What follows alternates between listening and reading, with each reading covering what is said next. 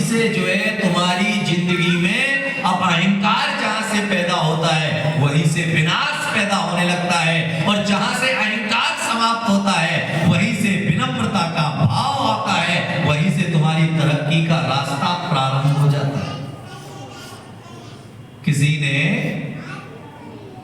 ए बेटा किसके साथ में आया? ये जिसकी भी ये पांडुलिपि है तोपे वाली, उसे संभाल लो। जिसकी भी पांडुलिपि है। बेटा किसी के साथ आए हो अकेले आए हो? सौरभ इसको पकड़ के लिया बेटा, भर्ती कर लेते हैं इसमें। अब भागेगा वो। आ जाओ यहीं बैठो, अब घर नहीं जाने मिले, घर जाने के लिए ऊपर चढ़ गया तो शांति से बैठ उधर। इसी मोहल्ले का होगा इसलिए निडर होके घूम रहा। हमारा इलाका कौन का बिगाड़ है? याद में रखना कि हर व्यक्ति इलाके के हिसाब से चलता है। कहाँ चले, टाइम पूरा होगा।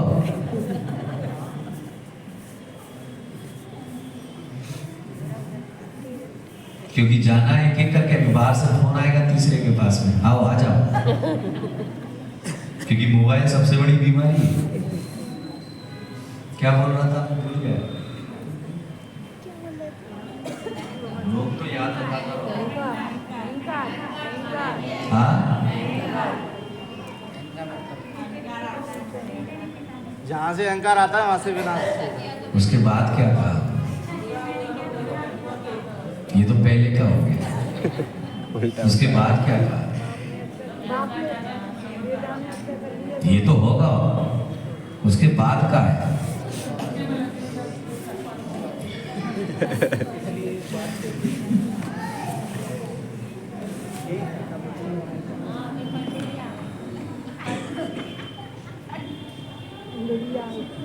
कौन मर गया?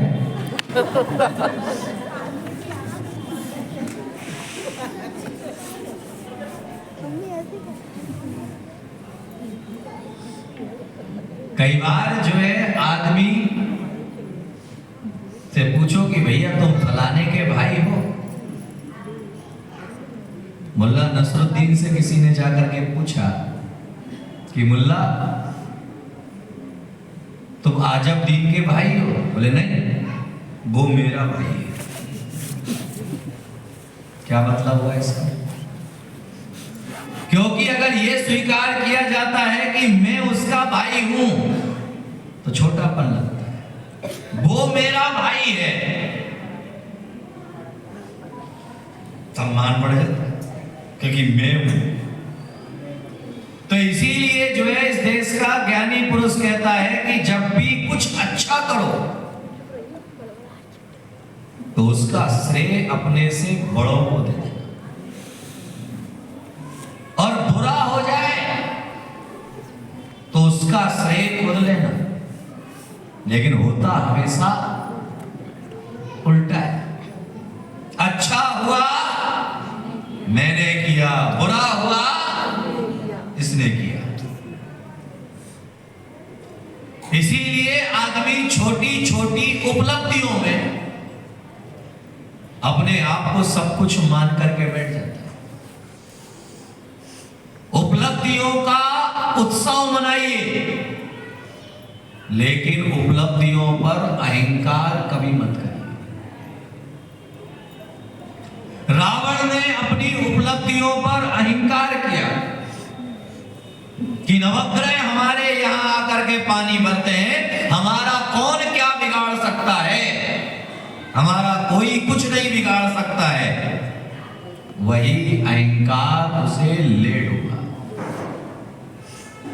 विभीषण ने जाकर के समझाया, मंदोदरी ने जाकर के समझाया कि उसे वापस लौटा दो, लेकिन उसने नहीं माना। वो वनवासी छोकरे हमारा क्या बिगाड़ दिया? कई बार अहंकार में भर करके हम भी यही कहते हैं, वो हमारा क्या बिगाड़ देगा। अरे बिगाड़ने को, हाथी का बिगाड़ने के लिए शेर की जरूरत नहीं है। हाथी का बिगाड़ने के लिए शेर की जरूरत नहीं है। हाथी का बिगाड़ने के लिए एक छोटी सी चींटी पर्याप्त है। आपका बिगाड़ने के लिए बहुत बड़े डंडे की जरूरत नहीं है। एक छोटे से कांटे की जरूरत है, और एक छोटा सा कांटा अगर पैर में चुभ जाए तो ये 7 फुट का आदमी क्या करता है? पूरे टाइम जो है ताता। इसीलिए कहा जाता है बर्रैया। बर्रैया नाम कैसे पड़ा?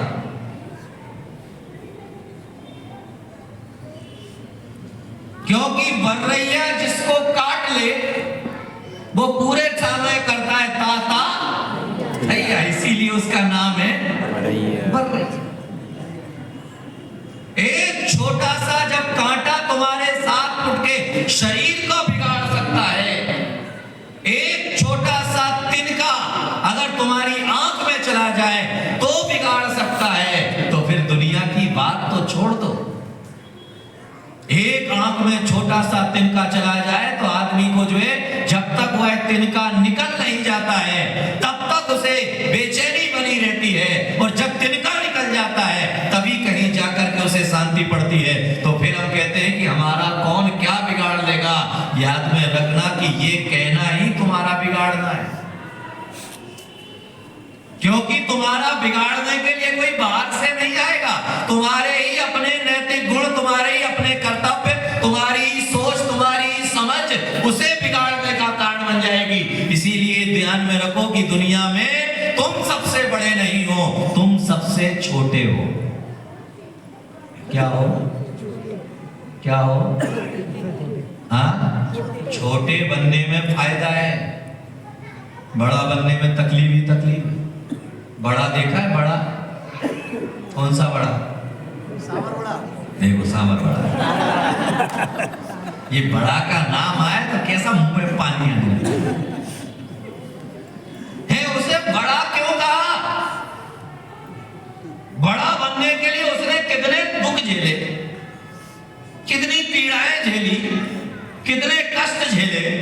दाल को लाना पड़ा, बोलो देखो सीधा पीस देंगे, धोएगा कौन? तो उसके कंकर साफ कौन करेगा? दाल को लाओ, फिर उसे साफ करो, फिर उसे धो, फिर उसे भिगो, फिर उसे अरे बोलो ना, पीसो, पीसने के बाद फेंटो, फेंटने के बाद गैस कौन जलाए? तेल गरम करो, तो तेल गरम करने के लिए पहले गैस तो जलाना पड़ेगा। फिर से रीस्टार्ट। सबसे पहले दाल लानी पड़ेगी। हमारे नीरज को बड़ा बनाना अच्छी तरीके से आता है। नीरज खड़े हो, कैसे बनाते बड़ा?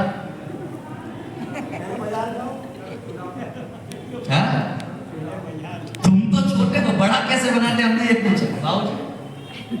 बड़ा बनाने के लिए कितनी मेहनत, दाल को कितना अपने आप को कष्ट में सहन करना पड़ता है। उसे लाओ, साफ करो, उसे भिगो दो, उसे भिगो, भिगोने के बाद पीसो, पीसने के बाद फेंसो, फेंटो, फेंटने के बाद मसाला मिलाओ, मसाला मिलाने के बाद में जो है गैस जलाओ, गैस जलाने के बाद कढ़ाई चढ़ाओ, कढ़ाई पर तेल डालो, तेल डालने के बाद गर्म हो जाए तो फिर उसके अंदर उसे डाला, तो जैसे ही डाला तो वो जो है फड़फड़ाया, फड़फड़ाने के बाद उसे फिर निकाला, पानी में डुबोया, नमक डाला।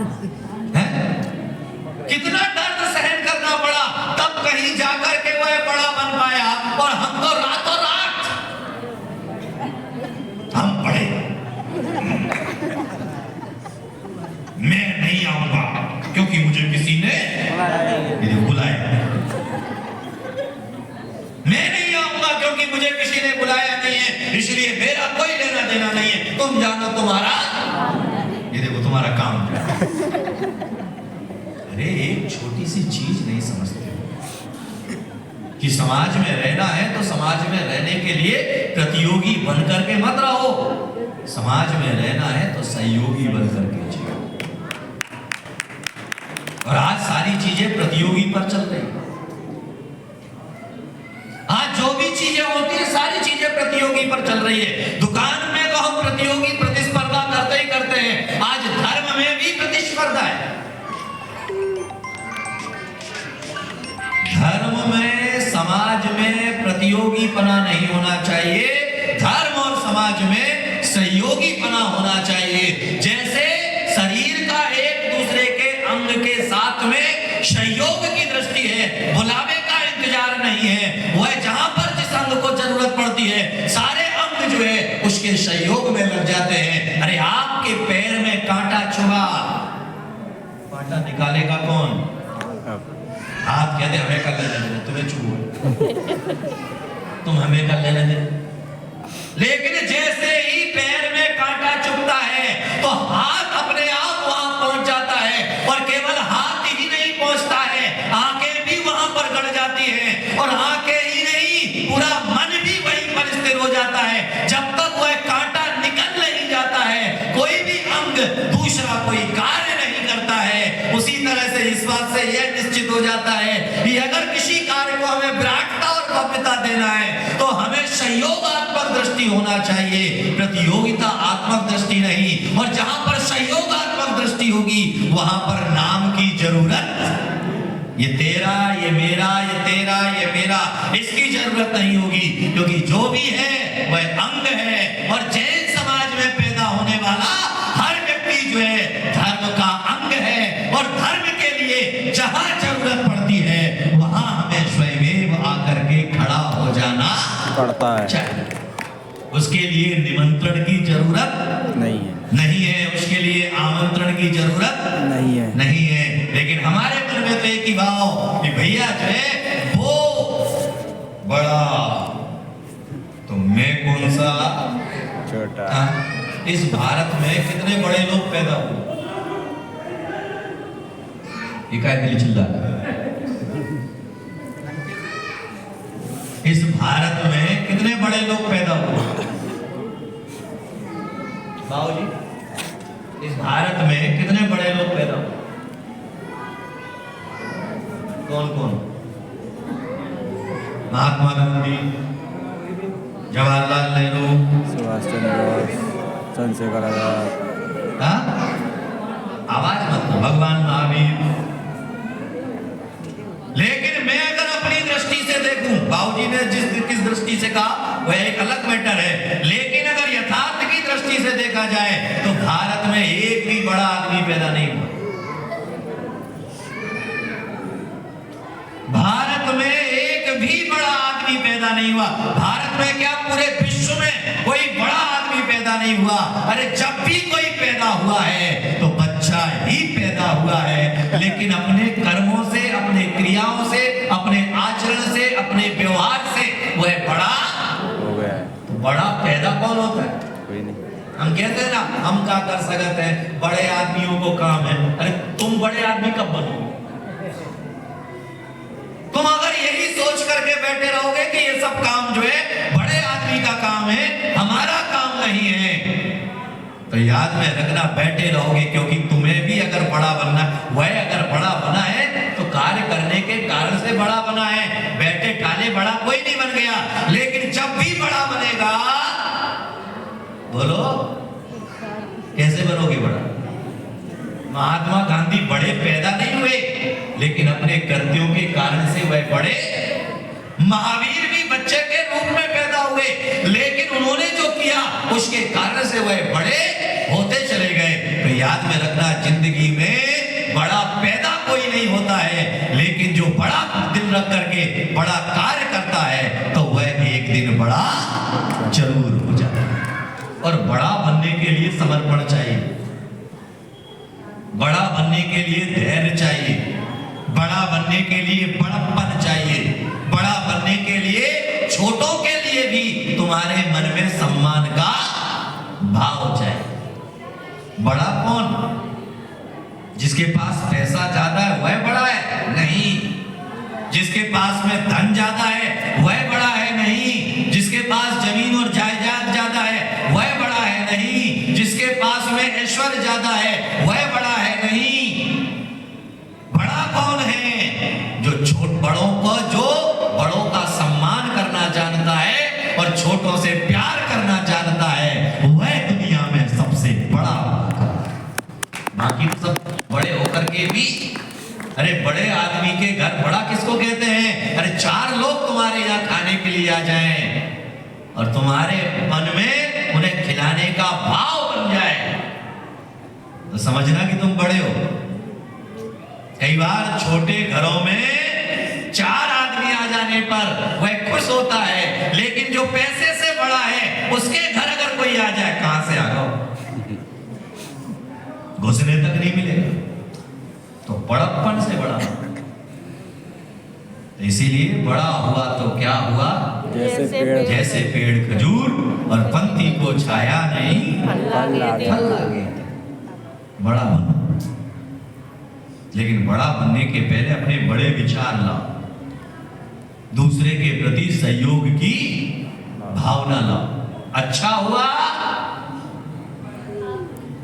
नीरज, अच्छा हुआ मैंने किया, बुरा हुआ प्रतीक सागर ने किया। किसने किया? अच्छा हुआ मैंने किया, और बुरा हुआ वहीं के वहीं रह जाओ, बड़े बने नहीं पाओ। हम तो बहुत कुछ बोला, हम तो बोला दीक्षा ले लो। इसीलिए अपने अच्छे कार्यों का श्रेय अपनों से बड़ों को दे।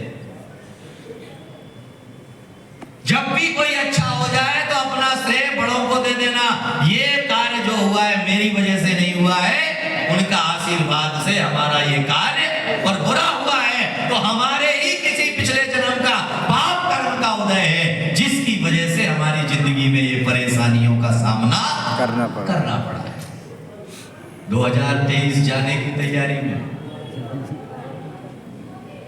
अभी नहीं आना, जाओ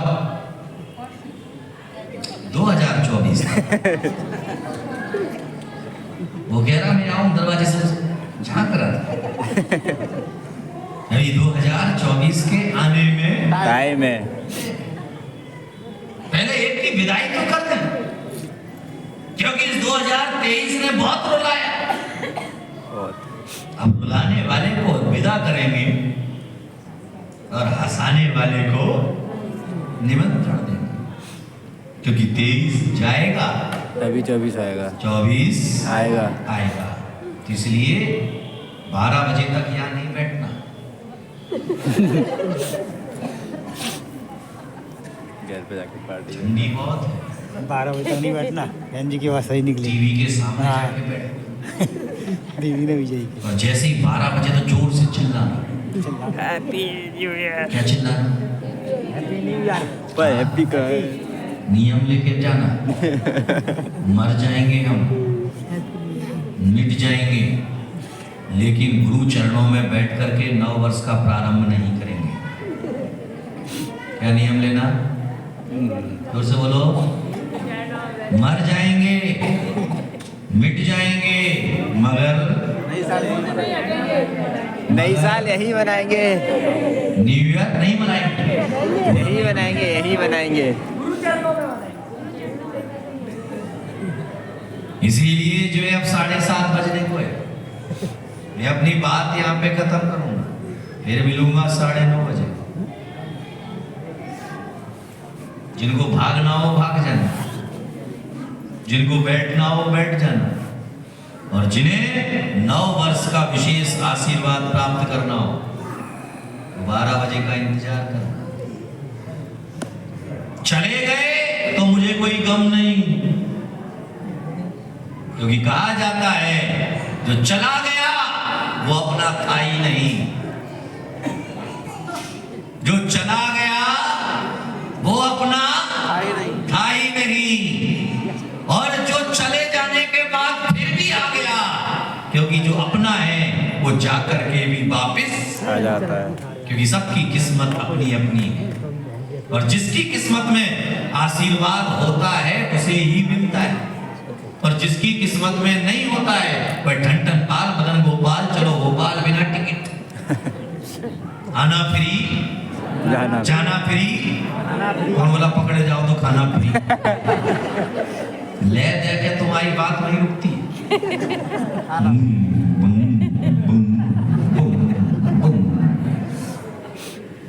इसलिए कल सुबह का प्रोग्राम आपको जानकारी मिली कितने बजे? 10 बजे। 10 बजे। आधे बोल रहे 8 बजे, आधे बोल रहे 10:30 बजे। हाँ 8:30 बजे नहीं है कल, क्योंकि तुम लोग बहुत अच्छे लोग हो ना, नींद जल्दी खुलती है,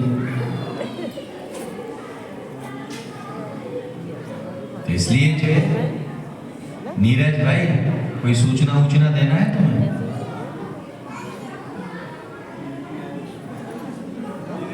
नहीं देना है? अरे कछु तो बोलो महाराज।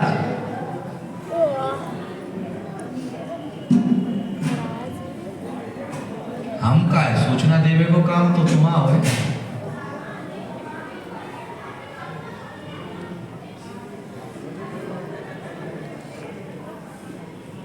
प्रवचन के बाद दे देंगे महाराज, आपके प्रवचन के बाद दे नहीं हो गया हमारा प्रवचन, खत्म हो गया, महाराज। खत्म होगा।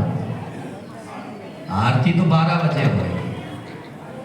महाराज जी आप भी सूचना दे दो, 10 बजे सबको एकत्रित। हम नहीं दे, क्योंकि हम दे हैं तो तुम्हें 10 बजे निकालने पड़े, तुम लोग 1 घंटे लेट चला था।